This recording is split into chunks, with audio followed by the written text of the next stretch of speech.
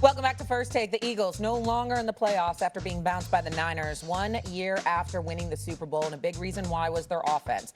The Kevin Patullo-led Eagles offense ranked 26th in the regular season, yet they returned 10 of the 11 starters that won that Super Bowl less than 365 days ago. So you got to look at the coaching, right? Here's Jalen Hurts on the future of Kevin Patullo.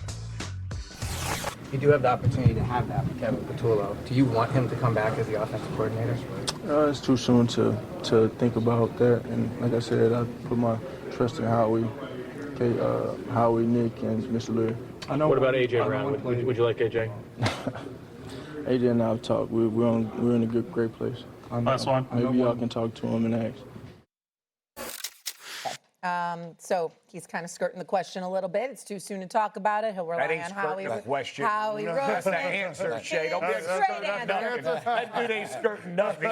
He clearly said what he wanted to say. What did he want to say? He ain't going to be there. That's what he just said. Hey, just like Lamar said, hey, you want to be with Harbaugh? Nah, I ain't going to say nothing. Now's not the time. That's an answer. Like, whatever anybody thinks, now is not the time. It is the time. The season's over. Everybody's packing up. No, he's clearly said we're moving on from that. When he's talking about trusting Sirianni and Lurie and Howie Roseman, he understands what this thing looks like. And they weren't good enough. I mean, listen, I fought for this offense and talked about this team the entire year. Everybody wants to go do it a different way. But if we're realistic, I would not put this loss in particular on Patullo. Like, it was players. Like, too many drops from A.J. Brown. Smith's got a drop late in the fourth quarter. You're 1st and 10 on the 20-yard line with 1:28. That's exactly what the Eagles want, and they don't come up with it. And so, at the end of the day, they weren't a good enough offense as it goes on, but it will not just stay status quo. Howie Roseman does not roll that way. He will make sure some change is made. Do you think Jalen Hurts' stock took a little bit of a dip this year because of the way the offense was called or orchestrated? It's hard for me to say that just because there was so much drama around the Philadelphia Eagles. You had the cryptic tweets from A.J. Brown, the drop passes from him in the playoff game didn't help his cause.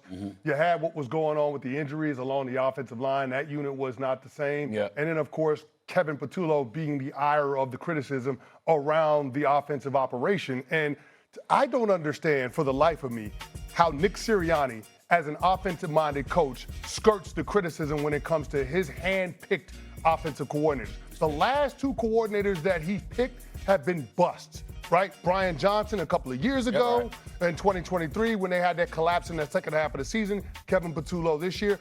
The coach in the middle of that, the OC in the middle of that was Kellen Moore, who was picked by Howie Roseman when he went out that offseason and got both him and Vic Fangio to replace the outgoing coordinator. I think that we need to have a lot more focus on Nick Sirianni. And I know people will point to the resume. They'll point to the record, 2 Super Bowl appearances, a Super Bowl championship.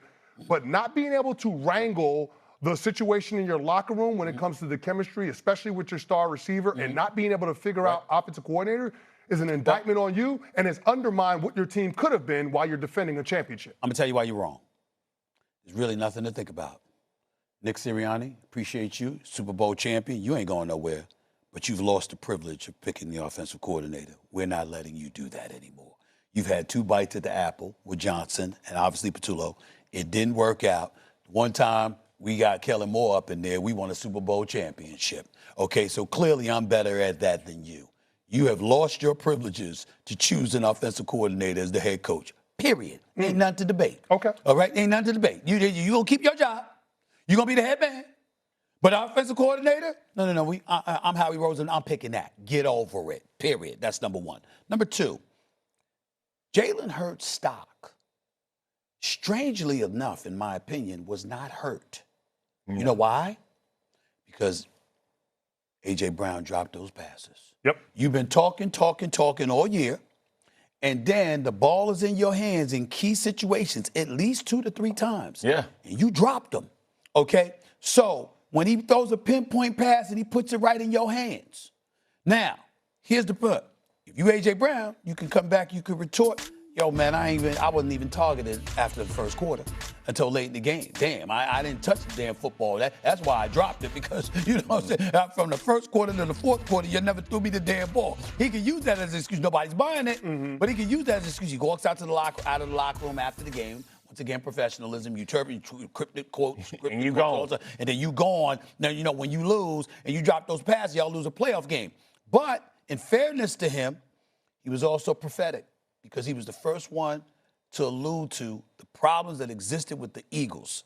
And he kept saying it and kept finding different ways to say it. And sure enough, chickens came home to roost in the playoff game. So again, we can talk about his class or lack thereof, professionalism, not talking to the media after, and then after all the noise you made all season long. But he wasn't wrong. Okay. What he was saying. So we got to take that into consideration. All right. And that's what I'm talking about. Let me say it. Two things I disagree on. Sure. One, with A.J. Brown, they tried to make a change midway through the year for 3 games in a row. He was the most targeted receiver in the NFL. Yeah. They went 0 for 3. Yeah, they lost. Okay. He went 0 for 3. He had good numbers, though, but they lost the game. Yeah. Great, right. man. So we got great receiving numbers. We're going to lose. So the Eagles were like, wait a minute. We're not built to win this way. I thought the way they played the 49 was actually the best way, or the way that they win the most. So that would be my one thing, is that A.J. Brown cannot escape just because, like you said, he was prophetic.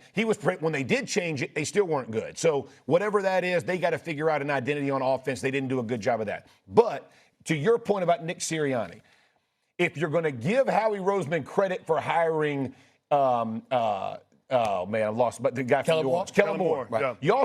He didn't just sit quietly when they hired Ben Johnson and when they hired Patullo. Let me just tell you this about Howie Roseman. I've had a few interactions with him. He ain't a quiet, sheepish guy in the back. That's right. Okay? So this dude knew who they were hiring, and so he has to co-sign for the same thing. So it's not just Sirianni. It's both of them. They both agreed on who was going to be hired. I don't know about that. So, wait a minute. Y'all sitting here telling me that Howie Roseman was like, I'm going to be quiet now, and I'm going to let you hire who you want to hire? No, I'm not. No. We're not saying that. We're not saying that. No. But there's a difference between the general manager leading the search for assistant coaches versus the head coach leading the search and the GM signing off on whoever the head coach wants to hire. But most There's general a difference.